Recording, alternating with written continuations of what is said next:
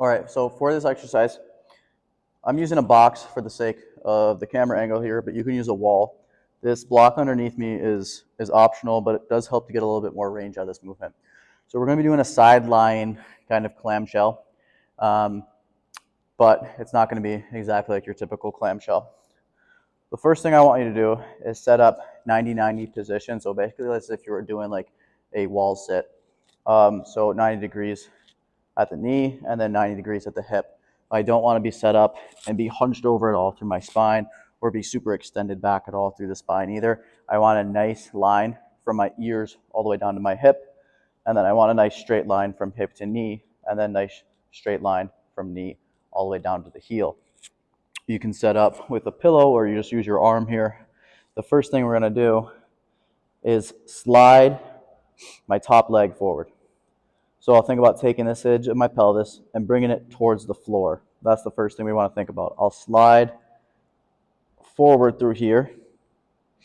And now I'm going to do your typical clamshell movement without letting this pelvis reach up back towards that wall. I'll open up from my hip, keeping my feet firmly against the wall, and then also keeping my ankles together. When I do this movement and open up, you don't want to open up through the hip again. That just takes the glute out of this.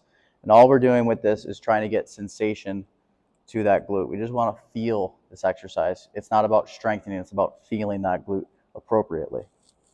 So starting from the beginning again, I'll slide forward. Pelvis now starts looking down at the floor, or that hip bone starts looking down at the floor. And then I open up.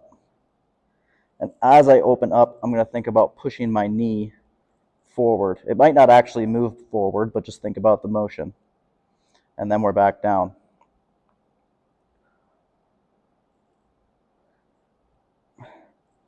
Glute max is what we want to start targeting.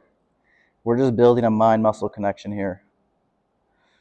And even if you don't feel like you're getting a whole lot of range of motion out of this exercise, that's perfectly okay. You shouldn't be getting a lot of range of motion because that means you're probably opening up through your hip, and now we're just getting into the TFL rather than actually getting into the glute. Slide forward, pelvis at the floor, eyeball of the hip, I like to say, looking at the floor. Open up, push knee forward.